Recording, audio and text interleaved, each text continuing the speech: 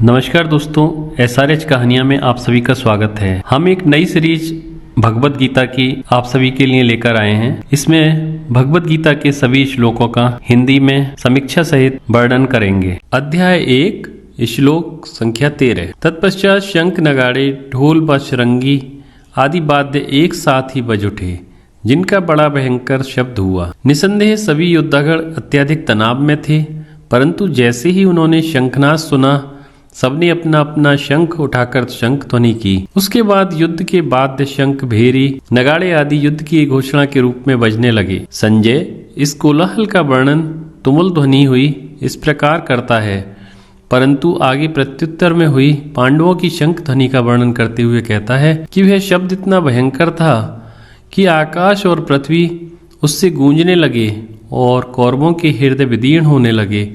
इस वर्णन से स्पष्ट होता है कि संजय दुर्योधन के इस कार्य का विरोधी था, अतः हम पूर्ण विश्वास के साथ उसके द्वारा वर्णित युद्ध भूमि में दिए गए भगवान श्री कृष्ण के उपदेश को स्वीकार कर सकते हैं। अध्याय 1 श्लोक 14। इसके उपरांत श्वेत अश्वों से युक्त भव्य रथ में बैठे हुए माधव, श्री कृष्ण और पांडुपुत्र अर्जुन ने भी अपने दिव्य शंख बजाए। तथ्य अत्यंत साधारण है कि कौरवों की शंख ध्वनि का उत्तर भगवान श्री कृष्ण और अर्जुन ने शंखनाद करके दिया, परंतु संजय ने जिस सुंदरता और उदारता के साथ इसका वर्णन किया है, वह इस बात का स्पष्ट सूचक है कि उसकी सहानुभूति किस पक्ष के साथ थी।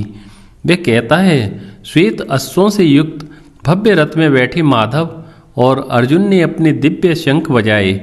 इस वर्णन से ज्ञात होता है कि संजय के मन में कहीं कोई आशा अटकी है कि संभवतः दोनों पक्षों के शंखनाद के वर्णनों में विरोध देखकर भी इस समय भी धृतराष्ट्र अपने पुत्रों को युद्ध से विरत कर लें। अध्याय 1 श्लोक 15। भगवान ऋषिकेश ने पांचजन्य धनंजय, अर्जुन ने देवदत्त तथा भयंकर कर्म करने वाले भीम ने पौंड्रू नामक महाशंख बजाया। पांडव सैन्य का वर्णन करते हुए संजय विशेष रूप से प्रत्येक योद्धा के शंख का नाम भी बताता है।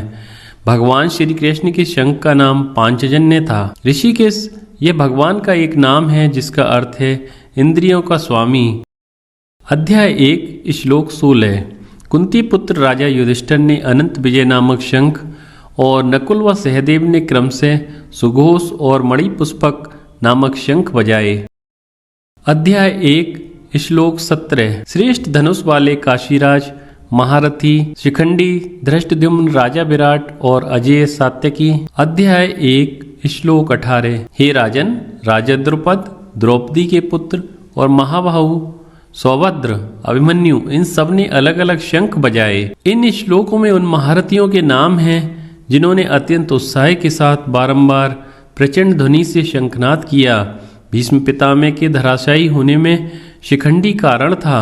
सात्यकी भी पांडव सेना में एक महारथी था। यहाँ पृथ्वीपते यह संबोधन धृतराष्ट्र के लिए प्रयुक्त है।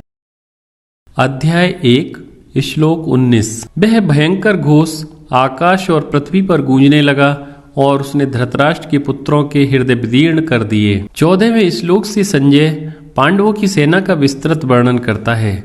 उसका यह विशेष प्रयास है कि किसी प्रकार धृतराष्ट्र पांडव सेना की श्रेष्ठता समझ सके और युद्ध के विनाशकारी परिणामों को समझकर इस भ्रातृहंता युद्ध को रोकने का आदेश भेजे।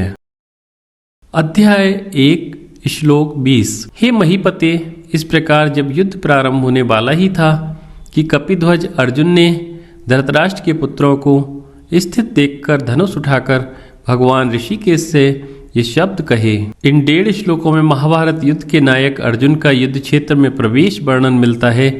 उसके प्रवेश का ठीक समय और ढंग भी इसमें अंकित किया गया है। अभी बाण युद्ध प्रारंभ नहीं हुआ था, किंतु वह क्षण दूर भी नहीं था। युद्ध का वह सर्वाधिक तनावपूर्ण क्षण था। संकट अपने चरम बिंदु पर पहुंच गया था। ऐसे समय कपिध्वज अर्जुन ने भगवान श्री कृष्ण ने अपने रथ को उभय पक्ष के मध्य ले चलने का अनुरोध किया। प्राचीन काल में युद्ध भूमि पर प्रत्येक श्रेष्ठ योद्धा का अपना एक विशेष सुप्रसिद्ध चिन्हांकित ध्वज होता था। पताका को फहराते समय रथ में बैठे रथी को शत्रु की पहचान होती थी। उस समय के नियमानुसार एक साधारण सैनिक सेना नायक पर बाण नहीं चला सकता था। प्रत्येक योद्धा अपने समकक्ष योद्धा के साथ ही युद्ध करता था। विशिष्ट चिन्ह द्वारा किसी व्यक्ति को पहचानने की प्रथा आज भी युद्ध क्षेत्र में प्रचलित है।